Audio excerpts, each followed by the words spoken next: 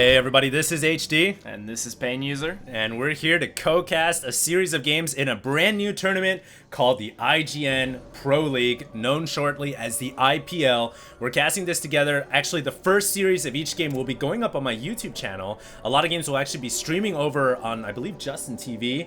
And the rest of the games will actually be found on IGN.com/IPL. Yeah, so first games will be going up on my channel. I want to thank you guys all for tuning in. Me and PainUser will be co-casting a couple of the games and series in this tournament. And this is the first series we'll be casting. It's EGiNcontrol versus VTSpades. Indeed it is. This is round one of the winner's bracket, and this is a TVP on Xel'Naga Caverns.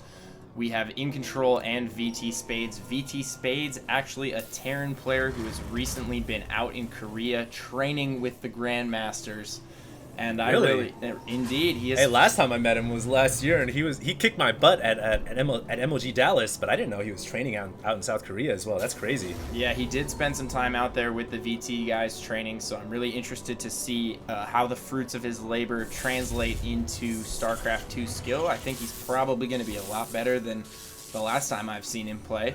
And EGiNcontrol is the EG big man Protoss. He is the big man. always been there, always been around. He's a very talented Protoss player. He's kind of changed his playstyle a little bit, right? He's not so... Before he was kind of like, oh yeah, I'm going to cheese in your face, do all this crazy things, but now he's kind of settled down a little bit. Yeah, the last few times I've played him, I actually had the opportunity to play him at the last MLG in Dallas, and I played him a few times before that. And yeah, he's kind of given up on that and gone for a much more straightforward kind of gateway style into expand. But yeah, sure, why not? Yeah, sure, it does work, and it's been giving the other EG Protoss powerhouse, Axelab, a lot of success lately. And I think EGiNcontrol kind of realized, hey, you know, Axelab's had this 3-gate expand style really working out for him lately, so I might as well start trying it. And the last few times I've played him, that's exactly what EGiNcontrol's done. It's a 3 warp gate expand while pressuring at the same time with warp gate units. Nice little steal right here on the gas by EGiNcontrol. I don't know if this is actually going to do that much though, PainUser, because really I don't know if VTSpades is going to go for gas heavy build opening off. He may actually go for some kind of 1 barracks fast expand. That seems to be popular build strategy that a lot of Terrans like to do nowadays. The Marine, though, will be kind of focusing this assimilator for a while. And one interesting thing, PainUser, is these assimilators actually have double health over everything, all their counterparts in terms of gas. Like the refinery has half the health the assimilator has. Yeah, I know. That's just a weird little thing that for some reason Blizzard decided to include in the game. And yeah, assimilators do have double the health of refineries.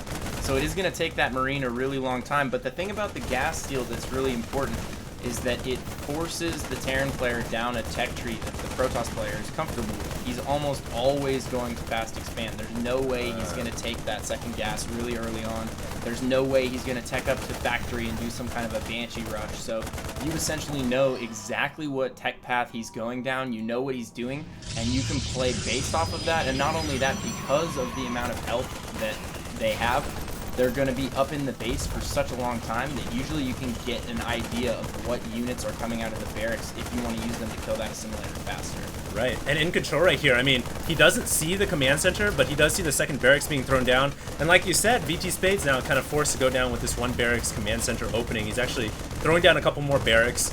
And it's looking really standard right now for VTSpades, I think, as he's actually got a single Reaper going across the map as well. And this is really important for Terran players to use this Reaper to scout the Protoss player. They can go around and pick off any probes like this one, but it looks like Spades didn't actually see that, as EGiNcontrol is going to throw up a pylon on this map. And this is something that I know you, PainUser, really dislike as a Terran player. It's just all these pylons all over the map. They provide excellent vision for the Protoss player, and they even allow you to warp in wherever you please. Yeah, they allow you to warp in units wherever you please. They're great for dealing with drops. They're great as spotters for drops and things of that nature, like that pylon that EGiNcontrol put up on the right side of the map right there. Right. Not only can he use that as a forward warp-in point, any kind of drops that are going to come down the right side of the map, likely where the medevacs will be coming anyway, or down the left side of the map. If you have a pylon at either of those locations, they're going to see it right away. Oftentimes you'll spot it before it even gets to your base. And you could even warp in some stalkers and maybe even pick off the dropship if you're really, really fast on the trigger. You got to be Johnny on the spot with that, though.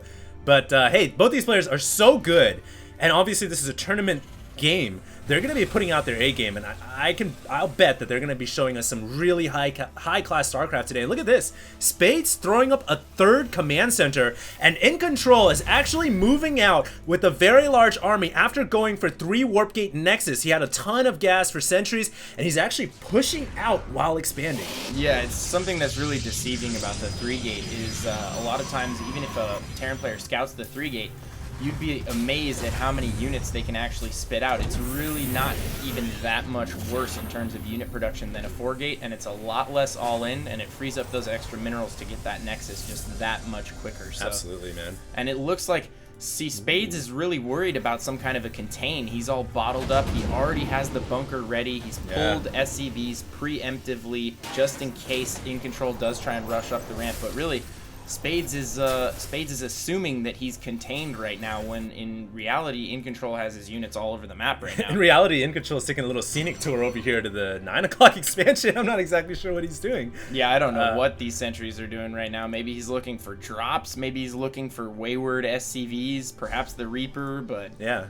It's already been look killed. At this, PainUser. We actually have a Dark Shrine coming up, very hidden up in this top left-hand corner. The thing here is, even if a scan comes in, it's not going to scan that top side over, and I don't even know where the Reaper went, man. I think the Reaper might have gotten picked. Yeah, it got picked off. So now the Reaper can't even see the Dark Shrine. If we go over to VTSpades vision, this could be bad. The Dark Shrine is about a minute, maybe 30 seconds away from finishing, and Spades is, like you said, man, still contained inside his one base. This could be really bad. He's still worried about the contain. He doesn't have an engineering bay, but one thing he does have going for him if he ever morphs that 3rd command center into an orbital is that he will have 3 orbitals, so he should have plenty of scans to deal with the DTs. Absolutely. The key is just not letting them up your ramp and into your base. If the DTs get up your ramp and they are allowed to spread out inside the Terran main, they just wreck all kinds of havoc. That's the worst position to be in if you don't have a missile turret. So and his supply depot's lowered here, so Dark Templar could conceivably walk in, especially with no missile turrets around. And I believe the Dark Shrine has just finished.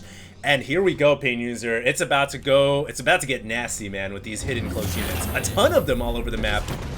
That SCV was able to see the DT on its way in. He puts the depot up immediately, but EGiNcontrol wisely not trying to press up the ramp, not trying to take down that depot. It would probably get mass repaired, and he would end up losing those DTs. Spades already has the SCVs in position to mass repair that, but Spades really is so bottled up right now. I just don't see his game plan right now. The thing is, as a Terran player, if you're bottled up on one base like this, the one thing you can do to start to mobilize is dropships. You can start to drop around the map, and I like how Spades has gotten a dropship out, but he's really not using it. He's kind of just chilling here. I would love to see him load up some Marines, go for a backstab somewhere, but likewise, EGiNcontrol already has a beautifully placed pylon from before. It actually might not be able to see a dropship if we're able to come through the right side, though. But yeah, absolutely. Spades floating at 600 minerals right now, still hasn't morphed that 3rd command center into an orbital.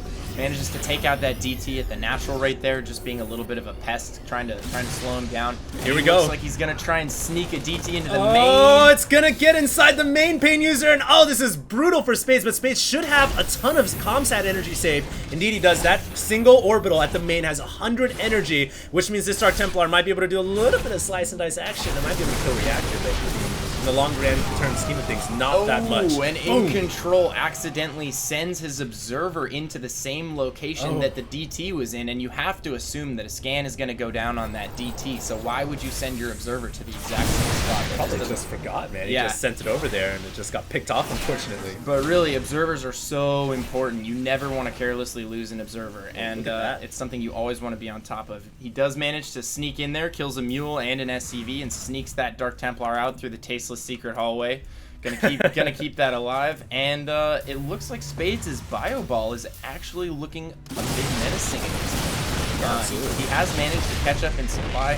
EGiNcontrol looks like, he's just teching straight up to Colossus, getting that Colossus range, and getting weapons 1 first, which is something I do not agree with at all. Here's a tip for all you Protoss players out there.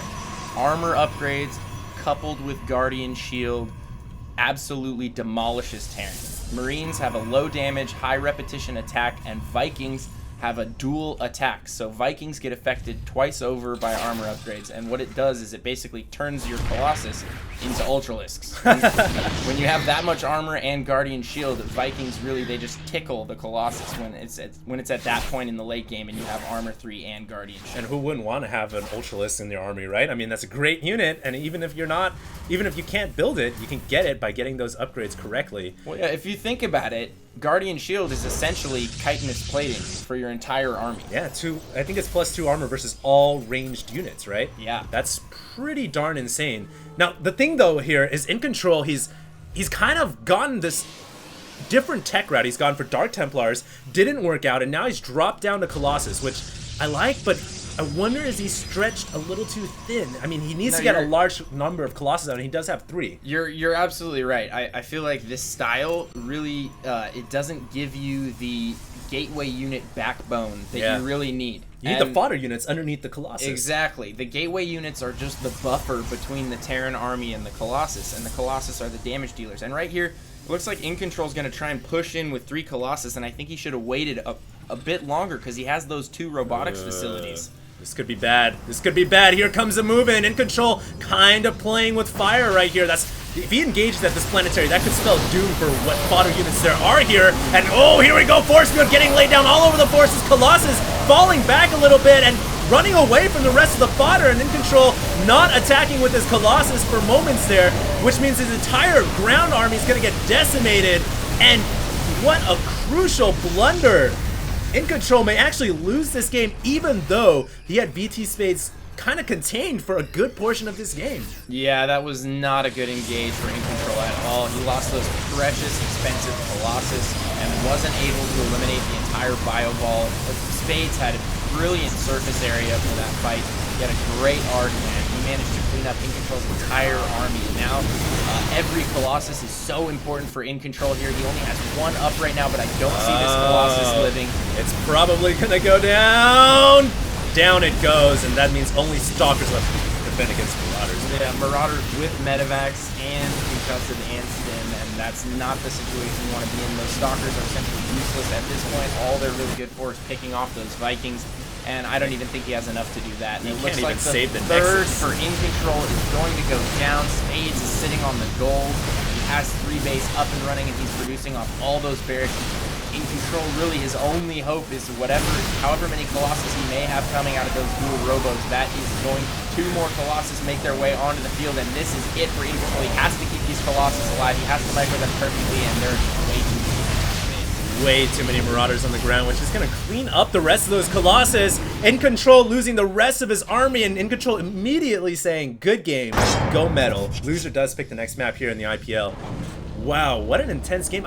EGiNcontrol, honestly, I felt like he had a great lead early on by kind of scaring VTSpades with that 3 Warp Gate Nexus push, and VTSpades stayed inside his base, didn't push out. He kind of just coagulated all of his units and never really did anything, but eventually when he did decide to push out, he stomped the Dark Templar attack, took it out, and he won the game, man. Like blood platelets, the Terran Ball was coagulating in the main, didn't do anything, took a while to push out, and then gotta hand it to Spades though. He was very patient, waited for that engage in mid, and that was absolutely the perfect engage for him. That's the only way you can beat the Protoss Ball. You have to have amazing surface area, and you have to pick and choose your battles very, very carefully, and I think that's what he did, and he came up huge. Very nicely played by VTSpades. Once again, this is a best of 3. The prize pool for the IPL, I don't think we mentioned this, $5,000 about up for grabs for these players, which is a huge sum of money. And once again, me and PainUser will be casting several games in this tournament. First game of each series will be going up on YouTube channels, mine and PainUser's respectively. And the rest can be found on IGN.com/IPL. Thank you very much, everybody, for tuning in. Next game coming up soon.